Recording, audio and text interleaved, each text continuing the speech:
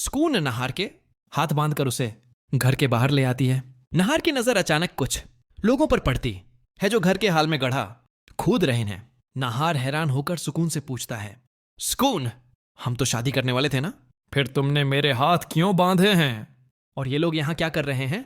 सुकून तंजिया मुस्कुराहट के साथ कहती है, सच में नहार, हम शादी करने वाले थे, या तुम और तुम्हारी रोही ने मिल कर सिर्फ एक ड्रामा रचाया था? मुझे सब पता चल गया है नहार।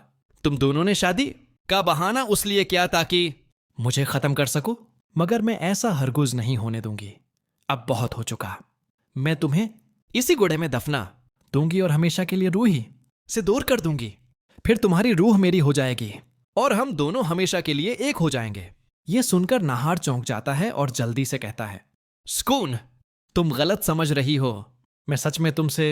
लेकिन सुकून गुस्से से उसका गला पकड़ लेती है और चलाकर कहती है, तुम्हें लगता है मैं हार मान जाऊंगी? नहीं नहार, यही तुम्हारी सबसे बड़ी गलत फहमी है। रूही मेरी कैद से निकल जरूर चुकी है, मगर मैं उसे दोबारा काबू कर लूंगी। दूसरी तरफ रूही सब कुछ छपकर देख रही होती है।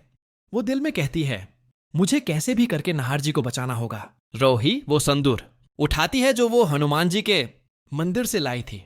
वो संदूर सोनी और घर वालों पर डाल देती है, जिससे सब लोग सुकून के काबू से निकल जाते हैं।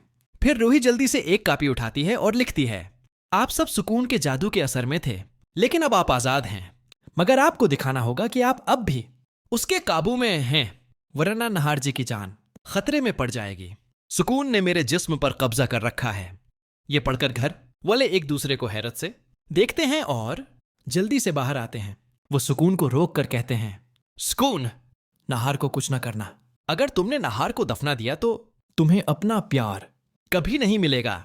हम सब मिलकर तुम्हारी शादी नहार से करवा देंगे। सुकून उनकी बातों पर यकीन कर लेती है और कहती है, ठीक है, अगर तुम लोगों को नहार की जान अजीज है तो उसे समझाओ, और आज इसी वक्त नहार और मेरी शादी होगी। ये कहकर वो अंदर चली जाती है, मगर नहार चीख कर कहता है, आप लोग पागल हो गए हैं, मैं सुकून से शादी नहीं कर सकता। सोनी फौरन कहती है, नेचर नहार, हम सुकून के जादू से आजाद हो चुके हैं। ये सब ड्रामा हमने तुम्हें बचाने के लिए किया है। ये सुनते ही नहार खुशी से भर जाता है और कहता है, तो फिर हमें मिलकर सुकून का मुकाबला करना होगा और रूही के जिस्म से सुकून की रूह को निकालना होगा। रूही संदूर की थाली लाती है और सबके हाथों में संदूर देकर कहती है, प्यार कभी किसी का गला घोंट कर नहीं मिलता, मोहब्बत कैद नहीं, आजाद होती है। हमें उसके दिल में छिपी तकलीफ को निकालना होगा। इतने में अचानक तेज आंधी चलने लगती है। लाइटें बुझ जाती हैं, ठंडक फैल जाती है, जैसे कोई अनदेखे वजूद ने कदम रखा हो। अचानक एक तेज आवाज गूंजती है और सुकून की रूह वहां जाहिर हो जाती है। उसका चेहरा गुस्से से भरा हुआ, आंखें सर्खशालों की तरह जल रही होती हैं। सुकून गजबनाक लहजे में कहती है, तुम सबने मुझे धोखे दिया, मेरी मोहब्बत का मजाक बनाया। तुम लोग सोचते हो कि संदूर डालकर मुझे रोक दोगे?